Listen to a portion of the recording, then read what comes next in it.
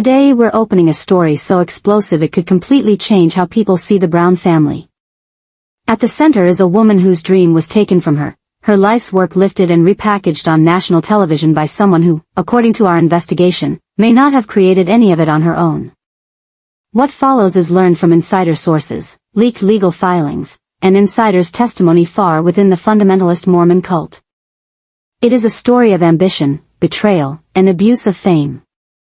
To understand what happened, first let us go back to how My Sister Wife's Closet, the web-based jewelry and clothing store previously featured on TLC, was initially planned. From the very beginning, it was framed as Robyn's concept. Audiences were told that Rick's wife was the design brain, Rick's designer, the one who wanted to create a brand that would represent the bond and the power of plural marriage. Robyn talked design integrity and family symbolism on film, while Cody portrayed her as a whiz kid. The other wives were played as supportive partners in helping her vision. But the glamorous presentation was undercut by somber reviews shortly after. Production was delayed forever, repeatedly pushing the premiere off. On screen, it was because Robyn was a perfectionist. But maybe it wasn't perfectionism, then, maybe it demonstrated the absence of real understanding. It was like trying to put together a machine from plans you couldn't read. You might know what the final product should be, but have no idea how the parts really fit together. When the merchandise finally arrived on consumers' doorsteps, the feedback was underwhelming. Pieces were called thin, cheaply constructed, and altogether too pricey for what they provided. The sterling silver pieces, the supposed foundation of the company, tended to feel light and tarnish easily. One ex-production assistant remembered the returns area to be a source of ongoing angst, and that Robyn would become tearful or combative when faced with complaints from the public. She didn't seem to understand technical criticism of materials or manufacturing, and therefore others, like Mary, had to deal with unhappy customers. The question is, was Robyn merely green, or was something else amiss? A closer look presents a more sinister explanation. Perhaps she wasn't failing because she lacked business acumen, but because she was working on someone else's pilfered idea, something she never really understood. She had the appearance of a brand on the surface but not its depth, craftsmanship, or meaning. That would explain the lack of innovation, the inability to grow, and ultimately, the business failure. Which brings us to the person whose work maybe breathed life into it. To find her, we have to look back to 2011, when Sister Wives first gained national notice. In a small town in Utah, out of the sight of television cameras, lived a woman we will call Anna. She was wife, mother, and member of a fundamentalist Mormon family, yet also a skilled graphic designer and autodidact jeweler. Anna had been running a small but well-loved online business called My Sister Wives Jewelry Box for years. Her labor was deeply intimate, drawn from her plural marriage experience, hardship, and affinity. Her marketing was genuine, presented in the guise of blog posts detailing her struggles and triumphs, and how each item of jewelry symbolized that struggle. Customers weren't buying goods, they were buying her story, and they responded. Anna could see herself building on her concept. She had the feeling that it could be made available to so many more individuals. What happened next, however, would change the trajectory of all of this, her own, and subsequently the Brown family's well-crafted narrative. Anna imagined something more than a small Etsy shop. She wanted to expand, to invest in better materials, and to hire women from her own town, building a sustainable business that would pay for her family for generations. To do that, she needed money. And in 2011, there was only one family within the polygamous community with both cash and a national following, the Browns. It was a natural fit. Anna was hoping that the Browns would recognize the value of her work. She believed that they would understand her vision, since they were part of the same community and shared the same ideals. Hopes balanced with prudence, she compiled her designs, business plan, and dreams she had spent many years working on, and through shared contacts in their network, she did something that most of her fans could only dream about. She set up a private interview with Cody and Robyn Brown, who were only then in search of a business idea that they could feature on their show. What happened in that meeting room would put everything into perspective. From Anna's affidavit, she stepped into a leased office building in Lehi, Utah, nervous but ready to go. Cody twitched uncomfortably on one side of the table, Robyn extended the look of courteous interest. Anna, professional designer that she is, was not only ready with ideas, but with a full 40-page business plan as well. We've got photos of this real presentation, and they illustrate just how well developed her idea was. Her assignment was clear, creating jewelry that honored the strength, sacrifice, and unity of sister wives and women in plural family structures. Each item had significance behind it. She even devised a special marketing strategy. Each would be named after a virtue or difficulty of plural marriage: the patience pendant, the unity bracelet, the resilience ring. She then took out her sketches, several dozen of them, each one loaded with symbolism. But one was different from all the rest.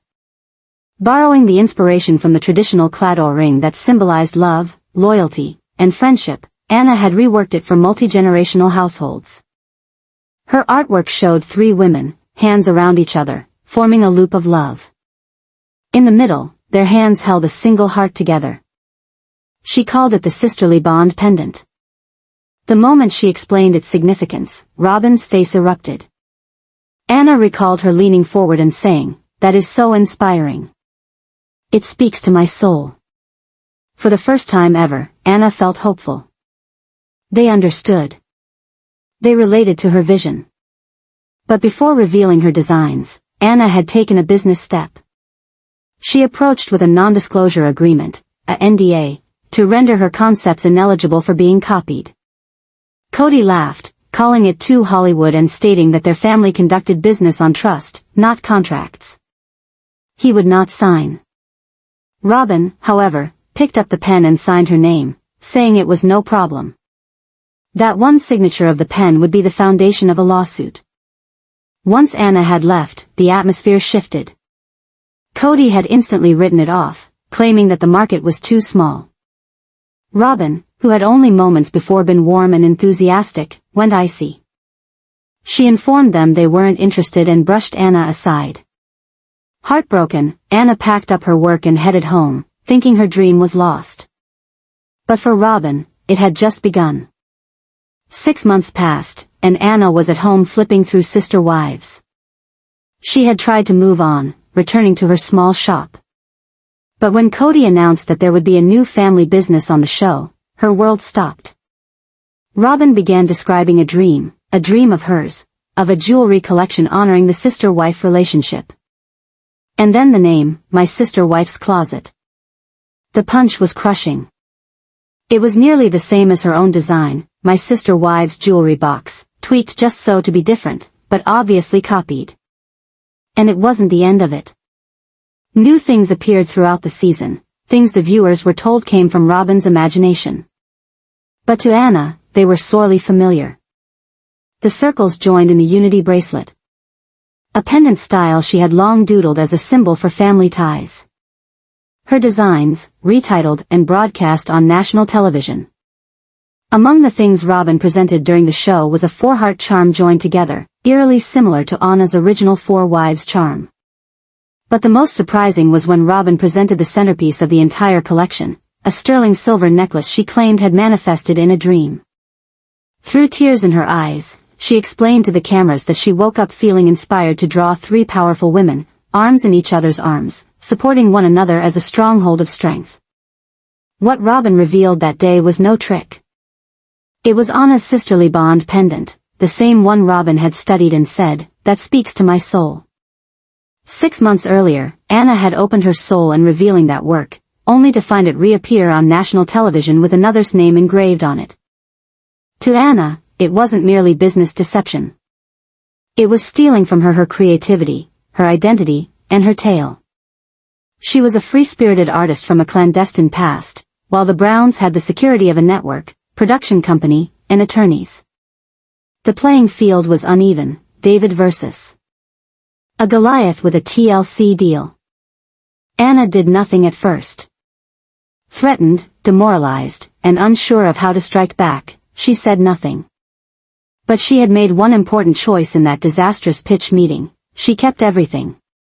Designs, files, documents, an arsenal of evidence that she would eventually have recourse to. When she finally chose to act, she did not come with accusations, but with proof. Anna's lawsuit is based on evidence that is difficult to refute and compelling. She possessed hard copy and electronic copies of her original presentation, and the electronic copies contain metadata that shows the dates they were created. Her designs, like the sisterly bond pendant, were dated several months before the Browns' revelation of their business. The parallels in her work and the items subsequently provided were too precise to attribute to coincidence. She also included the non-disclosure agreement that Robyn had signed at the pitch meeting. Robyn had agreed not to use or share Anna's ideas, but the resulting company was an implementation of Anna's idea in every meaningful respect. Cody's failure to sign could have insulated him from a legal obligation, but in the court of public opinion it made him appear snobbish and arrogant. Robyn's signature, however, personally obligated her to the warranties that she later violated. And then there was the voicemail. On viewing the show and discovering that her work had been reworked into Robyn's dream, Anna called Robyn's phone and left a crying message. In it, she asked for an explanation, scolding Robyn for stealing her business, her story, and her dream. For years, the message remained ignored. But through the process of legal discovery, Anna's lawyers found that it was still stored on Robyn's phone. The voicemail, made in the heat of the moment, was a recording of Anna's anguish as it happened. It confirmed that she had realized the theft as soon as it happened, not years afterward in a fit of jealousy or opportunism. And it confirmed that Robyn knew and decided to keep his mouth shut. The suit brought along another revelation that turned the tale inward on the Browns themselves. Anna was not the sole plaintiff. With her were Janelle Brown and Cody Brown. The money used to begin my sister-wife's closet didn't come from Robyn's personal savings, however, but rather the Browns' joint family account. The account had been invested in show money and was handled for the most part by Janelle, with contributions from Cody and Mary as well. To Janelle and Cody, the issue was not intellectual property or creative plagiarism. It was fiscal treason. Money they had invested to earn, money they had intended for the entire family, had been utilized to finance what they now considered a bogus venture built on stolen concepts. Therapeutic money had been used to begin what they now regarded as a fraudulent business built on stolen ideas. For years, Janelle, Cody, and even Mary were being goaded to sell the company on TV and on the real-world social media without knowing that they were actually real accomplices in selling a stolen brand. A family insider would later verify that Janelle had always been skeptical about the business. Numbers were her strength, and the numbers for MSWC never seemed to add up. She witnessed massive investments in advertising and inventory with minimal return. Whenever she challenged that, Cody would interrupt her, assuring her that they just had to have faith in Robyn's vision. Christina's annoyance was a bit different but no less deep. Her own breakup with Cody had already been driven by years of feeling eclipsed by Robyn.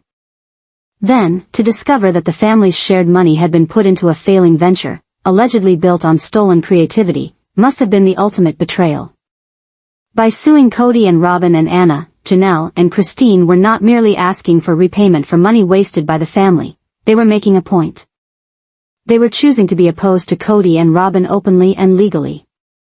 They were validating Anna's version and exposing Robyn's meticulously built personality as a fabrication. The once portrayed artistic savior of the family now faced accusations of dishonesty and deception from her own former sister wives. The battle lines were drawn. The evidence was put in order. And the stage was set for a war in the courtroom. When the trial eventually did begin, the atmosphere was charged. Anna sat between her lawyers, tense but resolute, small frame locked in determination, hands fiercely clasped in her lap. Standing on either side of her, Janelle and Cody radiated quiet power, their jaws set. They hadn't come to cause a commotion, they'd come to hold someone's feet to the fire. They stood united. Across from them, Robyn and Cody sat. Robyn, clad in muted colors, clutched a tissue in her hand even before anyone had spoken, her face fixed in practiced grief. Cody shifted, his energy revved up, his eyes flashing furiously at Janelle and Cody as though they'd betrayed him. The tension was packed with years of rage. This was not merely a war of law, it was a settling of scores. The attorney for the plaintiffs, Mr. Davies, began with certainty. He presented the timeline with care, introducing Anna not as a victim, but as talented, believing in the power of her own creativity, whose faith had been broken. His words were clear as a bell. This was not about coincidence or two like-minded individuals and similar thoughts. This was about power and fame exploiting someone they perceived as too small to do anything about it. They were wrong, he advised the jury. The defense countered with an unstable performance. Robyn's lawyer framed Anna as a bitter, unsuccessful artist seeking money and fame. He characterized Robyn as a visionary and good mother whose vision was being arbitrarily broken. Cody snarled amen loud enough for the court reporter to hear it, but there was little sympathy on the faces of the jurors. They wanted facts, not theater. Next, Anna herself testified. She walked slowly, never glancing at Robyn. Her voice did tremble in the beginning when she started to discuss her job and how much she adored designing, but it gradually got more assertive. Davies guided her through her background, putting her portfolio in evidence. The jury could witness for themselves the standard style, the originality, and the professionalism that demonstrated she wasn't some hobbyist messing around with a pastime. She was a woman of history, talent, and character. To respond to what inspired her to begin her jewelry company, Anna gently stated that she wanted to create something that honored the women in her community and life. Her testimony was flavored with honesty, of a woman having built her dream in love and sincerity, only to have it stolen and waved around on national television. Anna's testimony was burdened with fact. She did not bear witness in slogans or in memorized speeches but in the nakedness of one whose work issued from the bone of her being. She sketched the symbolism in her designs, the concentric circles of her unity bracelet, the dainty vine-patterned but tempered steel strength ring. Each piece wasn't just jewelry, it was philosophy, a living history of plural marriage, sacrifice, and unspoken fortitude. The jury leaned forward as she talked, captivated. When Mr. Davies asked her about the pitch, her voice trembled but remained intact. She described Robyn's raw intensity when she was shown the drawing of the sisterly bond pendant. She leaned in. She said it spoke to her soul, Anna recalled. That moment, to Anna, had marked the beginning of a partnership. Now, years later, recalling it in a court of law, the recollection cut like glass. And then there was the matter of whether it had felt good to see her designs on national television. Anna paused, fighting back tears, and answered with shattering frankness. It was like seeing someone else live your life, but do it poorly. It was my design, but meaningless. She stole my work. She stole my story. She stole my dream. There was a thick silence in the room afterwards. Her pride and humility had spoken louder than testimony ever could. When defense counsel rose to cross-examine, his bombast barely touched the surface. Each tried to suggest she was bitter or opportunistic, met with silence at her quiet assertiveness. Her truth was her shield, and she exited the stand not only having made her point but having captivated the hearts of the jury. Then Robyn's turn. She ascended the witness stand as a woman who had been sentenced, clutching tissues, already redressing her eyes even before the first question. Her own lawyer worked with her benevolently, allowing her to bring the story that she had practiced on TV, how the vision appeared to her in a dream, a divine dream, how she drew late at night at her kitchen table, how the jewelry was her summons to share love. It was a comforted act, one that had been honed 10 years by practice. But as Mr. Davies stood up, the temperature in the room dropped. He let her give her rehearsed version of divine inspiration before he struck back. This dream of yours, he began suavely, was it by any chance on March 17, 2011, at about 2 p.m. in a rented office in Lehi, Utah? A gasp ran through the courtroom. Robyn's complexion became white. She stuttered, I don't know what you mean. Davies got up and took a thick binder from the evidence table and put it before her. Do you recognize this? He asked. Robyn hesitated and stared at it as if it were poisonous. I might have looked at it, she mumbled. This, Davies stated firmly, is Anna's original pitch deck. Delivered to you on March 17, 2011. Her business was called My Sister Wives Jewelry Box. A name, wouldn't you agree, remarkably similar to My Sister Wife's Closet? Robyn tried to brand it coincidence. Circumstance, Davies echoed, then gestured toward the projector screen. Together, side by side, the jury viewed Anna's 2011 sketch of the sisterly bond pendant and Robyn's later flagship product. It was uncanny how much alike they looked. Another coincidence? Davies questioned. You testified under oath that your product design occurred to you in a dream, but this design, he pointed toward Anna's sketch, was conceived a year prior to your product. How do you explain that astounding coincidence? Robyn hesitated. Great minds think alike. The female solidarity theme is universal. Davies didn't blink. A universal theme that was shared with you in secret in a closed business meeting 6 months before you presented your so-called dream. He turned to putting before her the signed non-disclosure agreement. Is your signature MS Brown? Robyn's gaze drifted to her lawyer. There was no escape. Yes, she whispered. So you recall promising not to adopt any of the concepts talked about with you in that meeting? I signed it out of courtesy, Robyn suddenly exploded. I didn't know it was a big thing. Cody informed me that it was too corporate. The lawyer's tone hardened. So you promise things to the law you have no intention of keeping, to be pleasant? Ask this jury, MS Brown, did you or did you not steal my client's ideas, her identity, and her designs, and then go ahead and sell them as your own? Robyn's voice rose, her tears on the verge of overwhelming her. No. This was my dream, my concept. This woman is a liar. She's jealous, she's trying to destroy me. The eruption echoed loud in the quiet courtroom. Davies just left it to hang there, Robyn's urgency resonating in every corner of the room. Then, when the silence fell again, he delivered the knockout punch. Brown, he spoke low and personal, leaning in close. If this was your dream, why does the dream look just like my client's drawing? It's never easy. Behind every such tale lies sacrifice, resilience, and a strength that is never seen. Anna told that her jewelry was not just designed as decorations, they were veiled acknowledgments, secret signs that would whisper, I see you. I see what you do.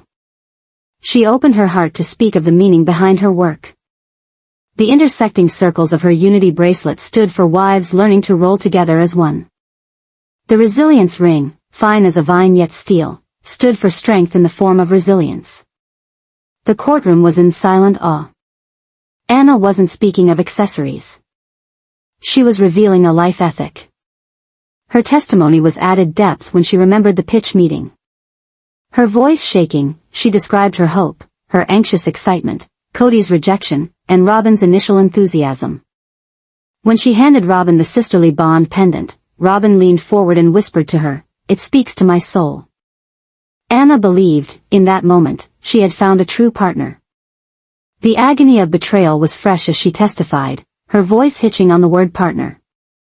Then came the moment she explained she had seen my sister-wife's closet on television. Her composure faded. It was like watching someone live my life. Badly, she said. It was my name, warped. My design, degraded. My story, emptied of significance. And to watch her cry on TV, telling it came to her in a dream, that was the most insensitive thievery of all. She didn't steal only my work. She stole my story. When Anna departed the stand, she hadn't just presented evidence, she had won the hearts of the jury. Robyn was next on the stand, going as if to her own death. Her lawyer painted her as a religious, creative woman betrayed by nasty allegations. Robyn, weeping, reaffirmed her story of a divine vision during which the designs appeared to come to her. She said it was her calling, a divine mission, and wiped at her eyes as she insisted that her late-night drawings were heaven-inspired. It was an act she had honed for more than 10 years. But then she faced cross-examination. The courtroom temperature chilled as Mr. Davies approached. Brown, this dream you're talking about, it was in 2011? He said. Yes, she said. He pressed again, perhaps on March 17, 2011, at 2 p. While having a meeting in Lehi, Utah? The courtroom went silent, with whispers erupting. He placed Anna's pitch deck in front of Robyn. She stiffened, pale as marble. He superimposed images of Anna's 2011 design for the sisterly bond pendant over Robyn's signature necklace. You say yours was in a dream. How do you explain the virtually identical copy of my client's design, created a year ago? Robyn faltered, reaching for explanations of universal themes. But Davies was just getting started. He waved before her an NDA bearing her signature, a promise she had signed not to reveal Anna's ideas. So you signed legal promises you never had any intention of fulfilling? He spat. Robyn broke down, sobbing through tears that Anna was a liar and jealous. The courtroom wasn't fooled. Davies spiked the line that would headline every paper, MS. Brown, you explained to us this design came to you in a dream. But here is the reality, it came to you in a PowerPoint presentation. Your dream was her nightmare. Robyn folded into sobs, utterly shattered. If Robyn's evidence was a failure, Cody's was disastrous. Called to the stand, he choked with arrogance. He mocked Anna's profession as small time and claimed that Robyn's ideas were downloaded from heaven. He ridiculed contracts and NDAs, claiming their family's commitment was a higher law than the court's. Cross-examined, his rage got the better of him. He raved about persecution, waved his temper at Janelle and Christine, and, worst of all, admitted Robyn had stolen Anna's pitch deck home from the meeting because she liked the vibe. In defending her, he had admitted the theft. His anger and arrogance presented the case to Anna on a silver platter. Closing arguments were a mere formality. Davies laid out the case straightforwardly, the pitch deck, the NDA, the timeline, the voicemail, and Cody's damaging testimony against himself. The defense did not have a thing to refute with but emotionally tinged appeals. The jury returned within under an hour with a unanimous decision, guilty on all charges, intellectual property theft, copyright infringement, fraud, and breach of contract. The judge's sentencing was a disaster. He ordered complete disgorgement of profits. Every cent earned from my sister-wife's closet had to go back to Anna. He ordered $2 million in punitive damages for the emotional harm. And in the most poetic turn, he restored the entire brand, its name, its website, its products, and its intellectual property, to Anna, restoring her stolen dream. Janelle and Christine also received compensation, being refunded the family funds used to support the enterprise. The judge glared Robyn in the face. You are not a victim. You are a thief. You built your life on a lie, and today that lie has been exposed. His words stung more than any fine. Cody seethed with rage. Robyn sat there stunned, laid bare by the shattering of the persona she had so carefully constructed.